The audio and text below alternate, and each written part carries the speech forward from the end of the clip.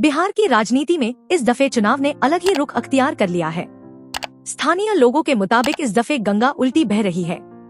जातीय समीकरणों के जाल में कई जगहों पर छेद हो चुका है। क्या इस दफे पुराने सारे मिथक टूटने के आसार हैं? न कहीं बड़ी होर्डिंग, न नेताओं का शोर, ऊपरी तौर पर चुनाव का एहसास नहीं। भीषण गर्मी के बीच बिहार की राजनीति चुनाव के समय में भी कहीं छांव में आराम करती दिखी रही है। तो क्या सरसरी तौर पर नीरस दिख रहे चुनाव की असल हकीकत भी यही है जमीन पर? मुजफ्फरपुर के कांटी में कुछ लोग इसमें थोड़ी स्पष्टता लाते हैं। लोगों का कहना है चुनाव इस बार ऐतिहासिक है, कई नई चीजें होंगी, पुराने मिथ टूटेंगे।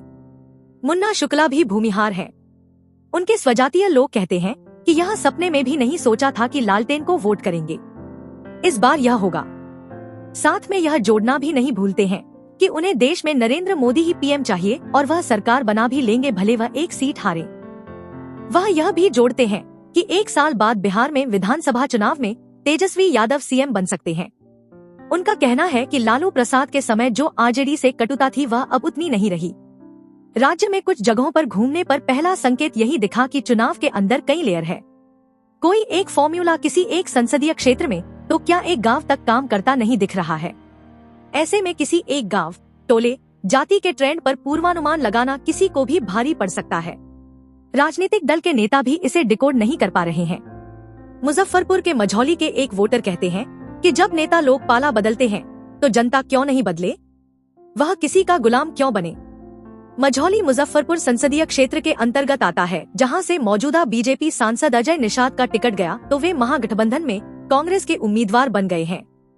परमानंद निषाद के अनुसार जब सभी अपना अपना हित देखता तो वह भी अपनी जाति का नेता क्यों नहीं देखें। उनकी शिकायत अजय निषाद से है कि वह अपने पिता कैप्टन जयनारायण निषाद की तरह लोगों के बीच नहीं जाते हैं। जयनारायण निषाद राज्य के प्रमुख मल्लाह नेता रहे हैं। इस बार मुकेश सहनी मल्लाहों के बीच पैठ बनाने की कोशिश कर रहे हैं, जिन्हें आरजेडी ने 3 सीटें दी हैं। आरजेडी को लगता है कि अगर सहनी का वोट मिल गया तो उन्हें लाभ होगा। राज्य में लगभग 20% मुस्लिम और यादव वोट है, जिसका बड़ा हिस्सा आरजेडी को मिलता रहा है। यह एकमुश्त वोट पिछले कई वर्षों से आरजेडी की सबसे बड़ी मजबूरी और सबसे बड़ी कमजोर भी है। इस 30% वोट के सामने काउंटर ध्रुवीकरण बहुत प्रभावी रूप से होता रहा है। इन सबके बीच बीजेपी ने पूरी लड़ाई पूरी तरह मोदी फैक्टर को सौंप दिया है। पाटलिपुत्र संसदीय सीट पर कुर्जी के एक स्थानीय नागरिक ने कहा कि 2 बार से नरेंद्र मोदी के नाम पर रामकृपाल यादव को वोट देकर जीता रहे हैं। शायद इस बार भी वह उन्हें वोट देंगे, मगर वह इलाके में बीजेपी से बेहतर नेतृत्व देने की मांग करते हैं ताकि इलाके का विकास हो सके। इसी सीट आरजेडी से लालू प्रसाद यादव की बड़ी बेटी मीसा भारती खड़ी है।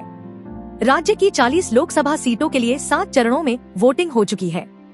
2019 आम चुनाव में एनडीए ने 39 सीट पर जीत हासिल की थी। बता दें कि विपक्ष को एकमात्र जीत किशनगंज में मिली थी, जहां कांग्रेस के उम्मीदवार विजयी हुए थे।